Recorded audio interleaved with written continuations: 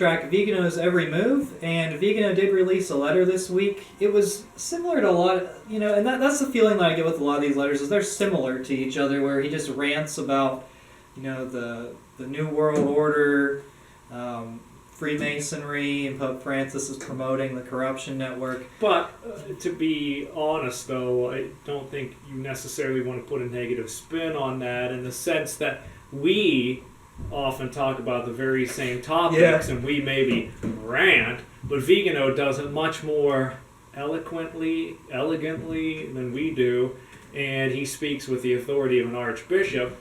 And these are the critical topics of our day. They're worth fighting against. Yeah, well, this topic was on the new Italian government and how they're obviously one world government, New World Order type stuff. And I actually really didn't follow the Italian government very much, so some of the stuff he was talking about, I was kind of like, I don't really I'll tell you, it was quite, the Super Gordon brothers would call it inside baseball. But I can tell you, I looked into a little bit of the Italian government situation. For instance, back when Salvini was like a high up in the government. And as you know, he's sort of an integralist, a Catholic traditionalist. And he was more or less expelled from the government. The present government is pretty much non-democratically elected. And not that that matters. I mean, a lot of kings are not democratically elected, but they're so unpopular, this present government.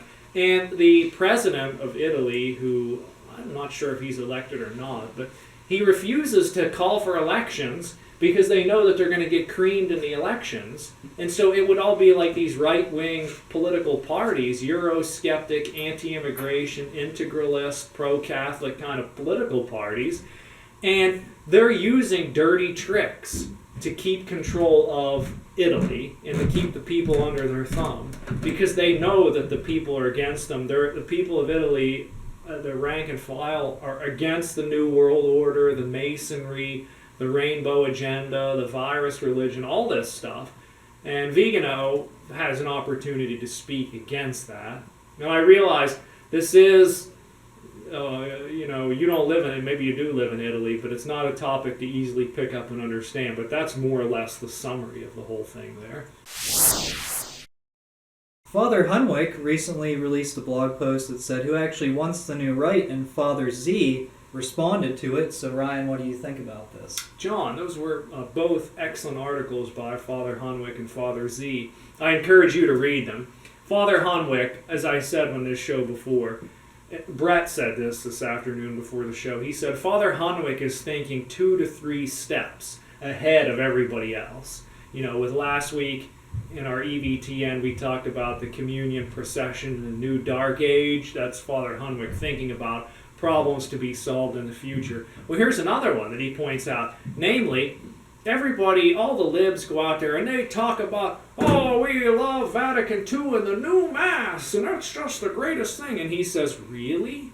I don't think you actually do, because what you do is not the new Mass. You're basically making up something. And he says the libs are making up something because they actually don't like the new Mass. Trads reject the new Mass and they don't go. They go to the old Mass. So he says, who actually wants the Novus Ordo Missae? And it's a great question. And the answer is nobody wants the Novus Ordo Missae. Maybe Bishop Robert Barron and his bodybuilding group, they like the new Mass. I don't know. But I'm not even sure if they do, because he's talking about, the way of beauty or whatever. And I just don't think that the Novus Ordo Missae is a way of beauty. That being said, Father Hunwick says, in reality, nobody wants the new Mass. And it is just a product of the 60s and a committee. And it's just stuck in that time. Like the Brady Bunch living room. That's kind of where the new Mass is. Now, Father Z comments on that. The title of that piece is Father Hunwick asks a hard question. Father Z thinks he deserves an answer. Namely, does anybody actually want the new Mass? And I think it is a complete and resounding no. Nobody wants it. Maybe you can find some boomers who are all about that Saturday night, Novus Ordo. We can get in there, and after the Mass is over, we'll get to Perkins. We'll get there at 4:30. Mass starts at 4. It's the earliest hour legally available in this diocese. So these boomers, for some reason, they're the only ones that love that Novus Ordo balloon Mass. You know, you got that Bob Dylan type music. Kids these days really like Bob Dylan. Newsflash, nobody even knows who Bob Dylan is. Certainly not a teenager. They don't want to hear that. I have a funny story about the 4 o'clock Mass. Is that the local Novus Ordo, to me, I used to attend a 4 p.m. Saturday Mass. I would get there 15 minutes early so I'd get a parking place and a decent seat. Well, people would arrive 20 minutes early so that they could get a good seat and leave right after communion. So they would get there 20 minutes early so they could leave 5 minutes early. Oh boy. I don't know, I was like, this is such a weird dynamic that's going on. So but I think there are some Novus Ordo priests who actually do like the new Mass. I think there are probably a few. There are. You know why? Those priests are most likely megalomaniacs, egomaniacs, and because the new Mass is sort of like this show where it's all about me. Look at me and my table, and I'm celebrating towards you. The Lord be with you. and you get to see my person. Look at me deeply praying. I pray you should take this picture. When I'm canonized as saint, you can have this as my icon. Or you have the ones with the sermon before the Mass, the sermon during the sermon before communion, the sermon after communion. Yeah, it's like, before you leave and get out of here and away from me, let me preach another sermon before I give you the blessing. That's what, there's some megalomaniac priests. There's a lot of them. And those are the guys who like the Novus Ordo because it's FaceTime, you know? Like Apple invented FaceTime. Well, Bunini and Paul VI, they had FaceTime before Apple did, and it's called the New Mass, where, you know, you're at my leisure. I get the... And the other thing is, like, you can set in place where the tabernacle was, high up in the middle of the sanctuary. You now put the presider's chair, and everybody faces towards me, and you just wait until I have something to say. Anyway, I think those are the guys who really like the new Mass, is megalomaniacal priests. And boomers. Okay, I know you can't, if you are a boomer, you can't help it. You were born in that age.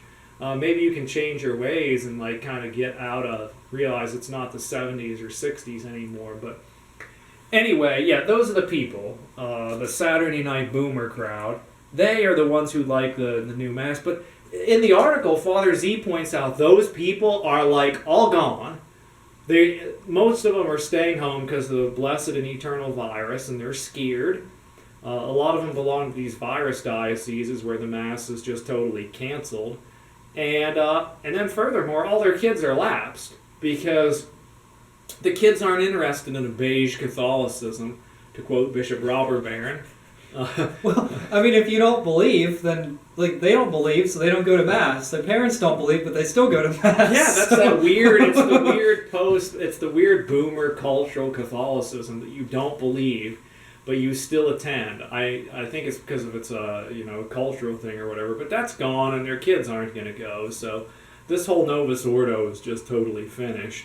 And anyway, this is all pointed out by Father Z, and he says, we need to have this discussion. John, you and our viewers may find this extremely hard to believe, but Father Slim Jim Martin, should I call him she? She has said something very controversial. Really? Yes, believe it or not. That hasn't happened for probably like 10 minutes. Wow. Okay. Yeah, but anyway, this is particularly, I would say, blasphemous. Father James Martin used the wrong pronoun for God. Misgendered the Almighty. He referred to God as a she or her or whatever. And God's preferred pronoun, according to the Bible, is he, and him. Him. Yeah. So. God, people referred to God as our Father. Christ told us that God is our Father. But anyway, with Father James Martin, I mean, this is kind of par for the course.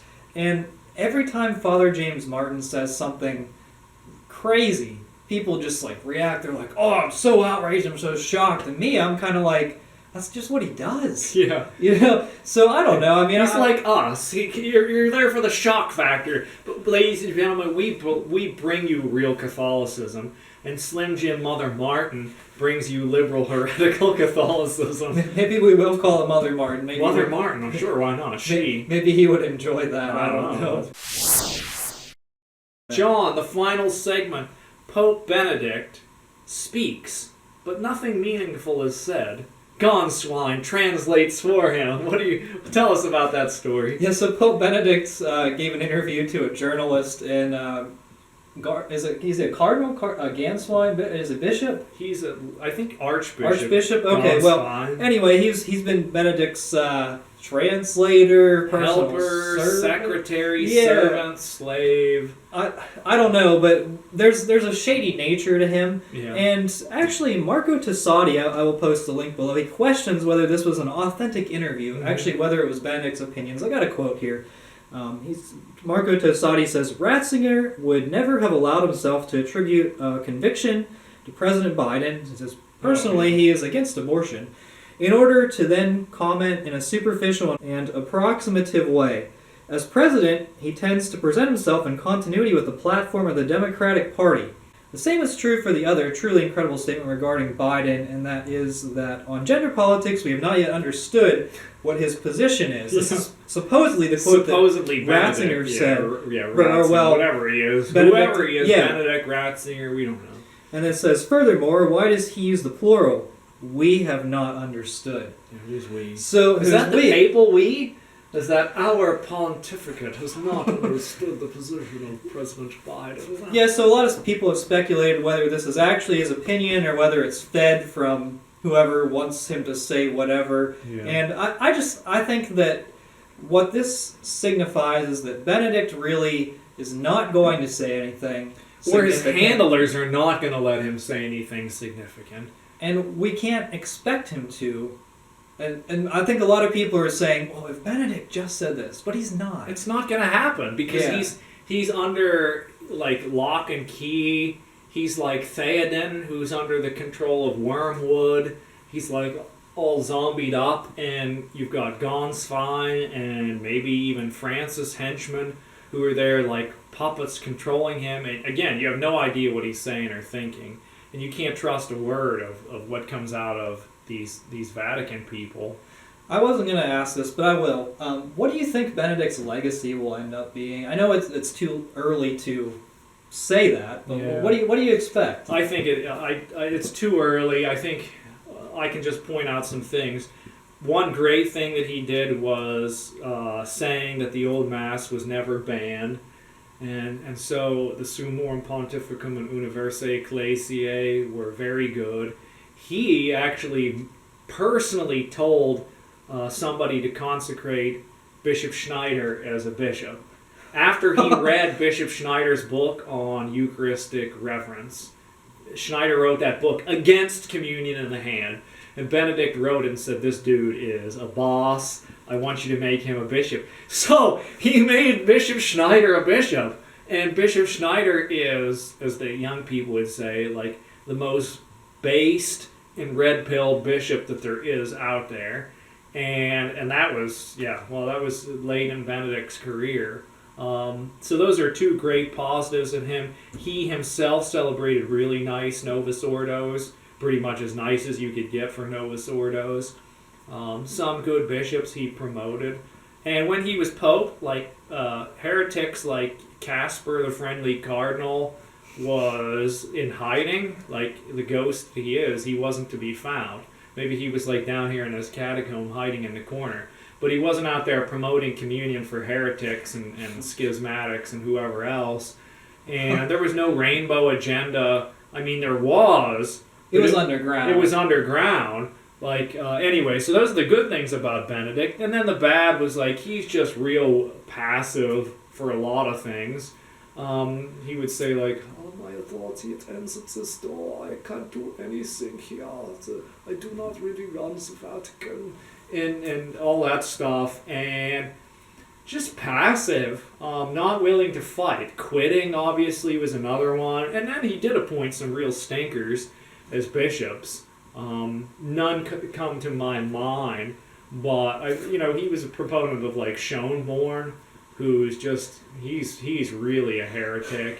And there were some other Germans that he promoted and, some of that stuff. So, and did I mention quitting yet? Okay, back to that. Just quitting and saying, I don't know what he said. Who knows? Did he even quit? That comes down to it. Father Z wrote this article this week and said, Frank Walker took that poll. Most people think that Francis is not Pope. That it's either Benedict is still Pope, or we have this strange situation like where we have an undead Pope, a Harry Potter situation where the papacy was split through black magic and the dark arts of Benedict. And I'm frankly in the opinion that I think, like, in the external form, Francis is Pope, but actual Pope, I'm questioning. Like, in the LGBT spectrum, I'm acute. I'm questioning who is actually Pope here. I don't know whether it's Benedict or Francis. And Father Z points out, like, there's a lot of questions. Why is he wearing white? Why is he still Benedict? Why is he giving the apostolic blessing? Why is he meeting with cardinals? All this stuff. Living in the Vatican. Crazy. Oh, and I think in this interview he actually said he's no longer Pope or something to that regard. Did he say I'm no longer Bishop of Rome? I don't know. No, and I think he said it in a way where it could have been interpreted different ways, but people were like, oh, see, he acknowledged he's not Pope, and Marco Tosati is saying, well, I don't think that's even his real words. But that was... The Pope is one. Yes, who is it? But who is the Pope? No, that was some good insight, though, and I know that's a debate, and that will be answered later, and we'll probably have another show on that, talking about those topics, but I do think that Summorum Pontificum will stand the test of time. Yeah. And based on the explosion of the traditional Latin Mass, there's no going back. Yeah. So he opened the floodgates. Yeah. Remember when there was an article that came out, I think it was Anthony Stein, Return to Tradition, who he always sees doom around the corner. And I think that's probably for ratings. He's like, you won't believe what came out of Rome. The Latin Mass is under attack. And so Brett sent that out, and then I replied to him, and I was like, these bad guys, are they really willing to start a nuclear war when we have like 1,000 missiles and they have like a little pop gun? I mean, the Vatican's got this little pop gun. They're like, we'll take away your canonical status. And like, whatever, dude. We've been having Mass in catacombs for over a year now thanks to your virus and your virus shutdowns. And you want to talk about canonical status, which we did a segment on that before, where you have pantsuit nuns who, we have our canonical status, and those nuns over there who are really Catholic, well, they don't have the canonical status. So everything with them is a show. It's like Satan. It's an empty show, false promises, lies. That's like, the conciliar church, which is more or less satanic because it's built upon these three lies. That being said, the bad guys are not going to take away. They can't. We have too many people, and we're an army. We are a church militant, okay? And they're not taking us away because we'll have Mass in a barn. You can keep your churching around with plaid carpet and Sister Susie with her pantsuit and her distributing the precious blood. If it even is the precious blood, because you don't know if you have a valid consecration. I mean, again, in the Novus Ordo, you don't know who's baptized. You don't know who's a priest. You don't know what anybody believes. It's a mess. And anyway, there's another rant for you. Yeah, well, and they'll just have Mass in an auto body shop anyway. Yeah, like St. Elizabeth of the Hill Country. but now meeting at the auto body shop behind the dented fenders, and Well, but getting back to the pop gun, I think that they're more likely to use super soakers. So now they use the super soakers to fight the war and baptize babies, and they're the ones. The joke's on them because they're the people that are going to melt when you squirt the super soaker on them. And, well, anyway, thank you so much, Ryan. Thank you for watching. This has been EVTN News, where we track Veganos' every move. We are the lady, and we will not be silent.